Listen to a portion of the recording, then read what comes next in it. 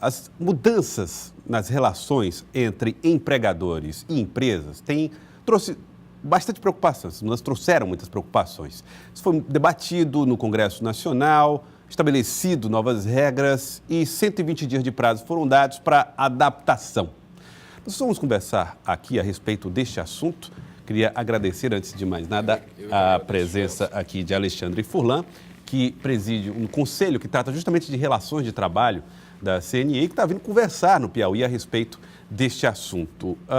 Doutor Furlan, boa tarde, seja bem-vindo ao Jornal do Piauí. O que mais tem preocupado vocês, a CNI, que representam a indústria, né, nacionalmente, nessa discussão e nessa informação e contra-informação que diz respeito à relação de trabalho? Bom, boa tarde, Joelson. Eu gostaria de agradecer e saudar os nossos telespectadores aqui da TV Cidade Verde e dizer o seguinte, a nossa legislação trabalhista ela é de 1943.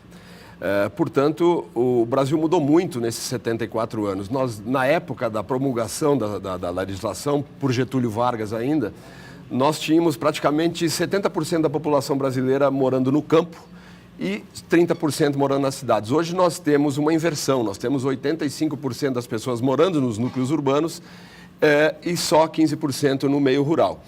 E as coisas evoluíram. Naquela época você não tinha sindicatos, você não tinha Justiça do Trabalho, você não tinha Auditoria Fiscal do Trabalho, você não tinha informações suficientes. E ela é uma lei que ela veio muito detalhista e tinha toda a razão de tratar efetivamente o trabalhador com todos os cuidados e todos os detalhes. Ela era superprotetora na sua avaliação? Ela tinha que ser superprotetora numa época em que você não tinha o acesso a tudo isso que eu acabei de dizer. Então ela teve todo o seu mérito. Mas passados 74 anos, obviamente, ela precisou de modificações. E o que está acontecendo agora, após um longo debate, e eu até sempre digo, Joelson, que essa modificação, a Lei 13.467, que surgiu agora, ela não veio por conta da crise, mas ela veio sim da necessidade da adaptação. Até alguns políticos, quando votaram no Congresso, disseram assim, em face dos 14 milhões de desempregos, eu voto pela aprovação da lei. Não é isso. Na verdade, hoje você tem figuras de relações de trabalho que você não tinha antes. E o que acabou acontecendo ao longo dos últimos anos? A falta de legislação específica, por exemplo, sobre o teletrabalho, o trabalho feito em casa, sobre o trabalho em tempo parcial e sobre outras formas de se relacionar o capital e o trabalho, a Justiça do Trabalho acabou fazendo um papel de legislador, muitas vezes até contra uma legislação que já existia. E o que a gente está procurando fazer agora, depois de todos esses debates e da promulgação da lei, é justamente esclarecer a população, porque a fase do debate ideológico nós acreditamos que já passou. Quer dizer, um debate puramente ideológico e pouco pragmático e pouco racional, ele tomou conta disso durante muito tempo. Você acha que isso atrapalhou a discussão que precisava ser feita em relação à reforma trabalhista? Eu não diria que atrapalhou, porque, obviamente, todo debate carrega um quê de ideologia. Mas eu diria que, suplantados os debates, a continuidade da ideologia posta contra a lei não vai favorecer a ninguém. Então, as pessoas ficarem faltando com a verdade, alguns que dizem, essa reforma veio para precarizar, para suprimir direitos do trabalhador, isso não é verdadeiro. E o que nós estamos trazendo hoje à tarde na palestra que vamos fazer aí na Federação das Indústrias do Estado do Piauí, é justamente um esclarecimento à população, um esclarecimento ao trabalhador, um esclarecimento ao empresário, de que essas novas modificações, elas não vão, obviamente, recuperar os 14 milhões de empregos, mas elas vão dar uma nova dinâmica numa economia brasileira que hoje tem 105 milhões de trabalhadores na nossa população economicamente ativa, mas ainda com mais de 45 milhões de brasileiros na informalidade. O senhor está dizendo, então, que até mesmo quando quando aqueles que eram favoráveis às mudanças diziam vamos ajudar a recuperar parte dos 14 milhões de brasileiros, até esses estavam contaminados ideologicamente? Até não é para isso que veio a reforma trabalhista? Até porque eu sempre tenho dito assim, não é lei que gera emprego. Se lei gerasse emprego, era muito fácil. Em qualquer país do mundo, você editaria uma lei dizendo assim, não podem haver desempregados no país e você teria solucionado o problema. Então, lei não gera emprego, mas ideologia também não. Então, o que se está sendo feito são adaptações a realidade. Nós passamos durante muitos anos tentando, alguns doutrinadores quando dizem, mas a CLT já foi muito modificada ao longo dos últimos anos. Sim, mas nós passamos durante muitos anos tentando adaptar realidades à CLT, ao invés de adaptar a CLT à realidade do mundo contemporâneo. Então é isso, as adaptações foram feitas e o que a gente vai tentar mostrar é que justamente não existe supressão de direitos, até porque o Brasil, Gelson, me permite só mais um complemento, o Brasil é um dos únicos países do mundo que colocou num patamar constitucional os direitos dos trabalhadores. Então está tudo lá no artigo 7º da Constituição. E isso não pode ser suprimido, isso não pode ser retirado. O que tem acontecido, o que vai acontecer com a legislação é, por exemplo, as férias, que hoje obrigatoriamente são de 30 dias, mas tem que ser gozadas de uma vez só, vão ser gozadas em 3 períodos, se o trabalhador assim quiser. Se o trabalhador não quiser, vai continuar como está. Por exemplo, tem outro aspecto que fala de redução do intervalo intrajornada, quer dizer, o intervalo mínimo que hoje é de 1 hora e no máximo de 2 horas, pode ser reduzido até 30 minutos, se o trabalhador quiser, para poder sair mais cedo do expediente, para poder buscar filho na escola ou ir para uma faculdade. Então, são essas questões que, às vezes, a desinformação está fazendo com que muitos dos trabalhadores brasileiros estejam se sentindo ameaçados, ao invés de saber que eles vão estar muito mais próximos, numa relação de capital-trabalho muito mais próxima, sendo os donos da sua própria relação de emprego. Agora, uma preocupação que ela é principalmente dos procuradores do trabalho, dos promotores que atuam na Justiça do Trabalho, dos representantes do Ministério Público, é que essa flexibilização vai fazer com que o lado mais forte da corda, que seriam os empresários, impusessem aos trabalhadores as regras que não fossem mais favoráveis ao trabalhador, mas à empresa.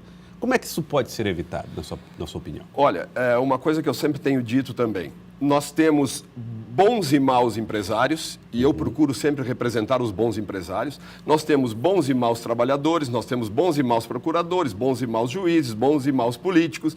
Na verdade, a nossa sociedade é permeada por essas diferenças.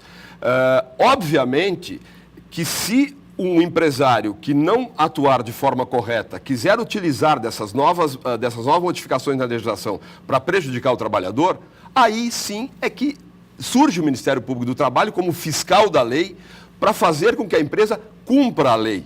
Mas o que eu acho que está acontecendo no judiciário, numa parte do judiciário trabalhista e numa parte do Ministério Público, é que justamente está se tratando a coisa de uma forma muito mais ideológica do que racional.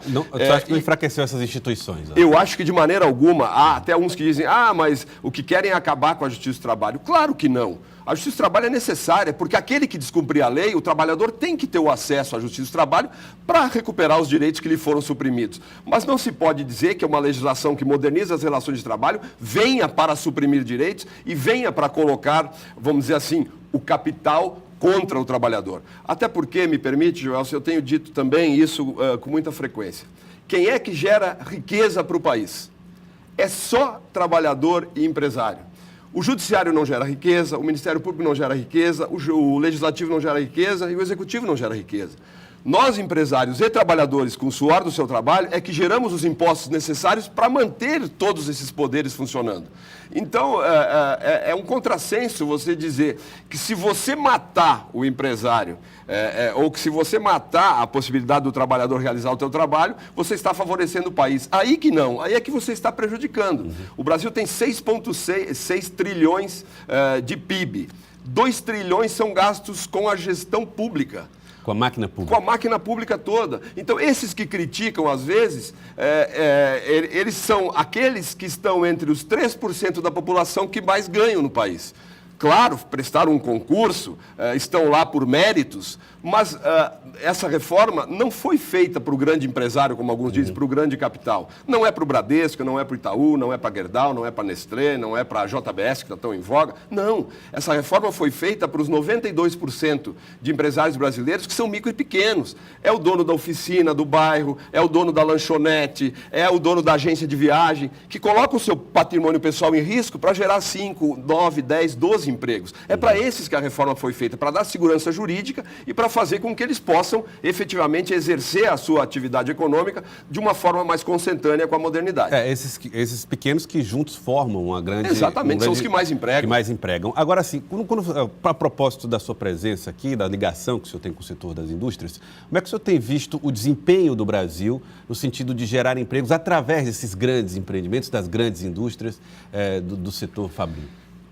O momento de recessão econômica, nós tivemos problemas com a indústria não vem crescendo da forma como vinha. Para você ter uma ideia, no final da década de 80, a indústria respondia por 37% do PIB brasileiro, hoje responde por 10% a 11%. Quer dizer, a indústria agora, com a sedimentação de uma recuperação econômica, claro que a indústria vai gerar mais empregos.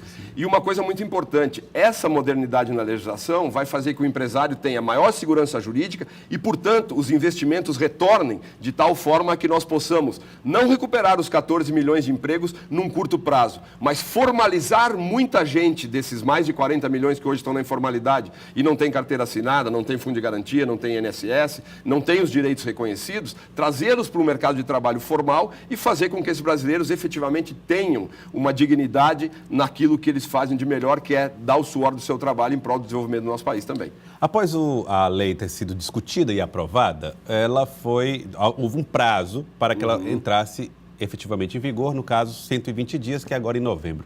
Você acredita que nesse prazo de 120 dias, todas as normas de modernização da relação de trabalho estarão devidamente compreendidas por trabalhadores e empregadores? Não. Não estarão, até porque as novas formas que a modernização ou que a reforma trabalhista trouxe em relação à relação capital e trabalho, ainda tem muita insegurança. Tem muita insegurança porque o cerne da reforma foi a valorização da negociação coletiva.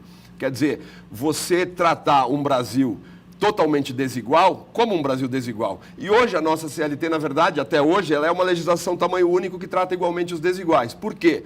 Porque ela trata um jornalista como você, que é uma pessoa que tem discernimento e que tem capacidade de entender as coisas, ou um advogado, ou um engenheiro, um médico, da mesma forma que ela trata um trabalhador de chão de fábrica que eventualmente não conseguiu completar o ensino fundamental e que, portanto, precisa de uma ajuda muito maior. Tanto que agora, quem recebe mais do que o dobro do teto da Previdência, ou seja, mais do que 11 mil reais, vai poder sempre negociar individualmente. Porque aquele conceito de que essa pessoa é um hipossuficiente não é verdadeiro, porque hoje você tem as informações. Qualquer trabalhador hoje usa um smartphone. Se o trabalhador digitar lá aviso prévio, o tio Google dá 4 milhões e meio de informações para ele sobre aviso prévio. Então, esse afastamento do trabalhador que existia antigamente de conhecer os seus direitos, hoje ele está muito suplantado, até porque os sindicatos de trabalhadores são muito profissionais no Brasil, são extremamente competentes, e eu acho que isso nós temos que levar em conta, que nós não estamos a partir para um embate, como nas discussões ideológicas houve, quer dizer assim, é o capitalista explorador opressor contra o trabalhador explorado e oprimido. Eu sempre peço desculpa para dizer que isso é um discurso muito ultrapassado, porque a empresa não vive sem o trabalhador e o trabalhador não vive sem o seu emprego. Então nós somos parceiros, nós não somos opositores. E é dessa forma que nós temos que olhar essa legislação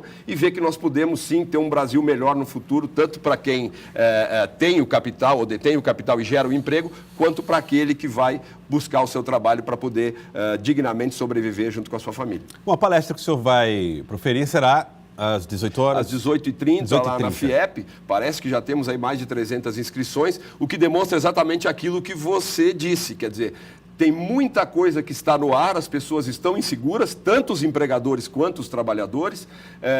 O que a gente vai procurar fazer é mostrar algumas das modificações, a grande parte delas, e dizer por que isso aconteceu, de que forma aconteceu. Então, conclamamos a quem quiser estar lá, possa se inscrever, é gratuito, no site da FIEP, lá da Federação dos fiep.com.br. Tá certo. Muito obrigado ao doutor Alexandre Furlan, que conversou conosco aqui sobre o direito do trabalho e esta nova relação, que a partir de novembro passa a vigorar na modernização das relações de trabalho. Muito obrigado, doutor Furlan. Obrigado, Joelson. Eu que agradeço. Obrigado aos telespectadores que nos assistem.